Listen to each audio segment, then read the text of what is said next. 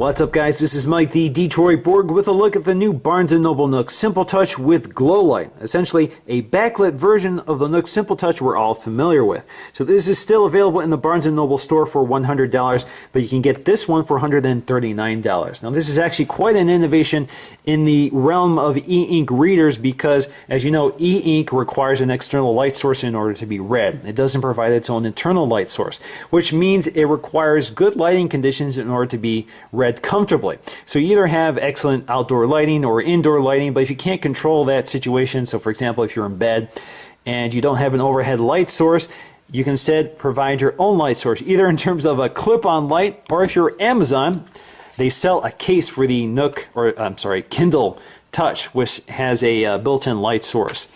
But of course, that's not very. This adds a lot of bulk, and it's not a very even light source. So what Barnes & Noble aims to do is to improve that situation by adding a backlit source, which you can turn on and off, and you can dim. So it's an interesting solution for a problem that all e-ink displays have, and I think this actually makes it probably the most compelling e-ink device you can buy right now. So let's go ahead and crack into this and see what we get in the box. Alright, so we're just going to twist this to open the lid, and there is our Nook Simple Touch. Down here we have our compartment with our USB wall adapter, so you can plug this into the wall to charge it, or you can connect this to a computer to charge it. So we have our micro USB cable here, and this of course is a standard USB to micro USB. There is our connector. Here is the Nook Simple Touch, and the first thing I notice here is it has that gray bezel, which is unique to the one with the GlowLight. The standard Nook Simple Touch has a black bezel, but if you have the Nook Simple Touch limited edition, you have a white bezel. They sold this briefly during the holidays.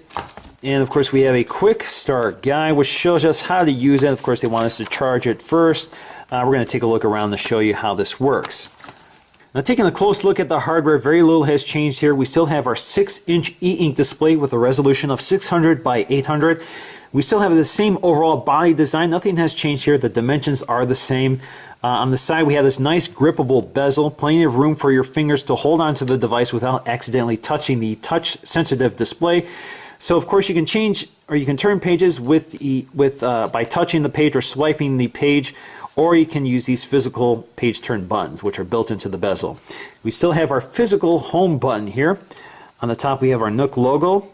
On the back, we have our nice big power button. On the back, we also have this nice grippable texture with this sort of concave bezel, which allows us to grip onto this nice and comfortably. On the top, we have these friction fittings for holding the back panel on. It's not removable, but you do have these friction fittings here. They're not functional. They're not speakers or anything. We have our micro USB connector for charging or adding additional data to the internal memory. We also have our LED light, which indicates charge status. So when you're connecting this, it's either amber when it's charging or green when it's fully charged. Now on your right side, you have your micro SD card slot, which allows you to expand storage up to 32 gigs. This has 2 gigs of internal storage, which holds plenty of books. Now the new Nook Simple Touch also has an anti-reflective coating on the screen. So if you compare it to the existing Nook Simple Touch, you can see it does a little better job managing glare. So it does work pretty well. Now in terms of touch technology, this is not a resistive or capacitive touchscreen. This uses infrared. So along the bezel is an infrared array, which basically triangulates the position of your finger when you're touching the screen. So that's why this bezel is a little raised above the surface of the screen. Alright, let's go ahead and power this on for the first time. I'm just going to press the power button on the back.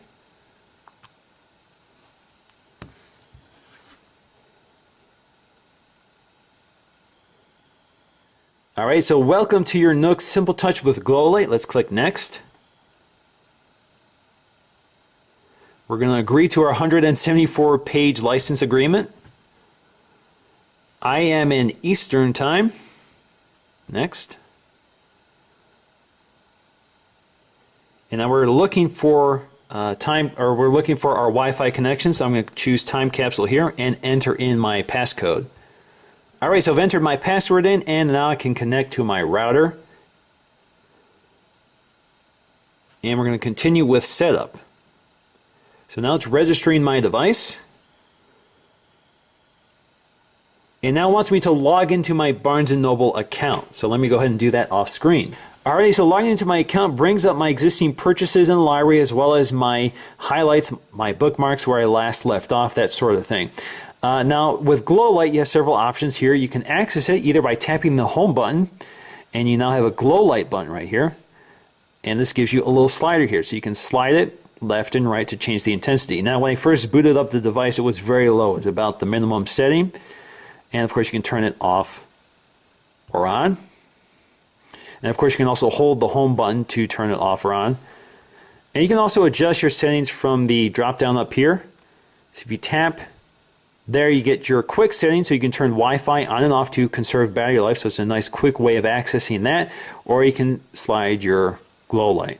So either way, you have very quick access to the GlowLight control.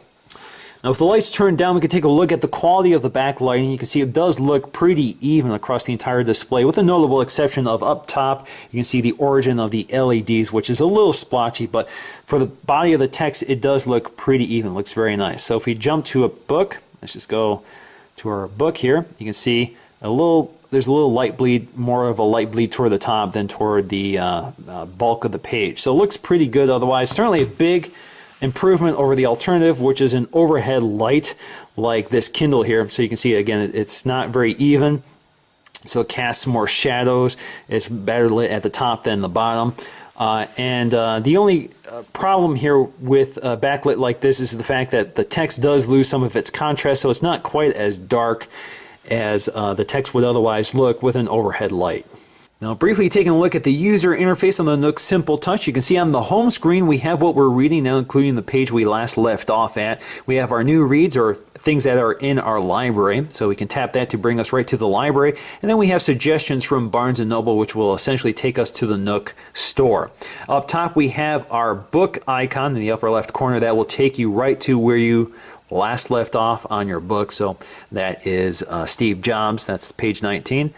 Now if we want to get back to the home screen, just tap the home button. That'll take you back, or give you the home icon, and that will take you back home. So again, tap that home button so you can either go home, you can go to your library. So here you can load any of your books that you've previously downloaded, or you can scroll through them, depends on how many you have. You also have shop, so it'll take you right to the Barnes & Noble Nook store, so you can shop by books, magazines, newspapers, or see all. You can also go by popular lists, New York Times bestsellers, top 100 new releases. You also see some ads down here for new books. And you can either search or browse. So if you search by Apple. Oh, Apple, there we go. So there you go, it searches by Apple in the title. So let's go to search. Now search allows you to search for things either on your device or in the Nook store. So again, if we search Apple, which I've done previously already, as you can see, search. So search is my library, found one title that matched Apple, and we have 1,520 matches in the store.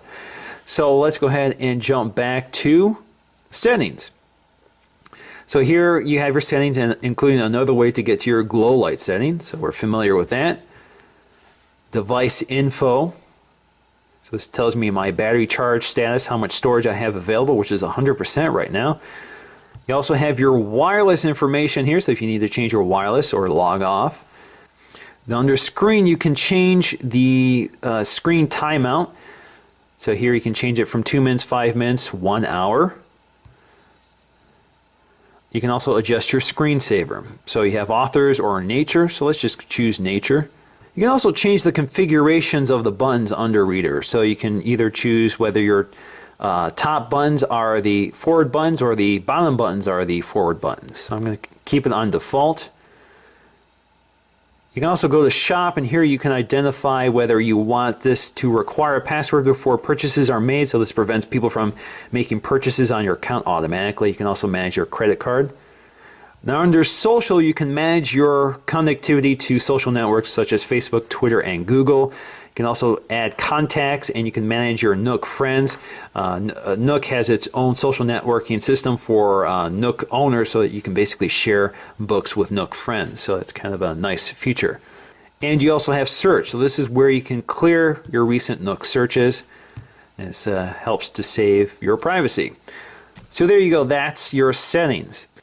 Now let's go ahead and jump to our book and we can start reading. So here we have several options. If you press the home button when you're reading the book, again, you have your options to go back to the home screen or your settings. But if you tap the center of the screen, you get a different bar. So here we can jump to our contents. So here we can see our notes and highlights, our bookmarks, our chapters, and we can scroll through it using our finger. If we just tap one of these chapters, it brings us right to it. We can also swipe through our pages, and you can see we can actually swipe pretty fast. You can also use the physical buttons on the side. Now you can also go to Find, so here you can search for text. So for example, I've already typed in Apple, so let's search for that. It takes us to a list of pages with the word Apple, and of course there are many of them, and we can scroll through that. And if we don't want that, we can just close that out, go back to our text. Now if we tap the screen again, we can go to. This will allow us to scrub to different pages of the book, basically like scrubbing a movie or a song. So it takes a little while to catch up there, but you see, you get the idea. So you can scrub to an exact page number. You can also change your text. So here you can change your font size. So you can go from really small to really big. You can also change your line spacing here from small, medium to large. You can also change your margins. So we can have small margins, medium, or large. Or you can go ahead and select the publisher defaults and bounce it back to the default view. You can also change your fonts here. So let's go to Helvetica. So there you go. Now if you want to bookmark this page, all you have to do is tap the bookmark icon in the upper right corner, and now this is added to your list of bookmarks. Now if you tap and hold on the text, you get a highlighter. So this allows you to do some other actions. So here you can highlight, add a note, share, or look up. You can also scrub this to select other parts of the text. So if we go to look up, I'm not sure what it's going to do if we select a sentence. So it's searching for Android, a mobile robot usually with a human form. So it doesn't seem to recognize what Google's definition of Android is, but you get the idea. So it's a nice tool for using a dictionary. This has a built-in dictionary, by the way. Now in terms of battery life, Barnes & Noble estimates that out of a full charge you'll get about 2 months of use out of your Nook. And that's assuming that you use your Nook for half an hour each day. Now with GlowLight, if you're using GlowLight, that shrinks down to 1 month. So it looks like GlowLight, depending on how brightly you're using it, will reduce your battery life by about half. So in conclusion, I'm definitely a big fan of the new Nook Simple Touch with GlowLight technology. I think this makes it my favorite e-reader out there. The alternative, of course, is the Kindle Touch, which has a few features that the Nook doesn't have. So for example, you do have speakers and a headphone jack for MP3 playback, you have a web browser, and you have a 3G version available. You can also buy this cheaper if you buy the version with ads. So for example, this was $100 with ads. This is $139 without ads. But the fact that it has that built-in light makes it a lot more useful for me. So that's a feature that's actually very useful. That's a feature I would actually seek out. So in the end, guys, thanks for watching. I hope you enjoyed this video, and I'll see you again in the next video.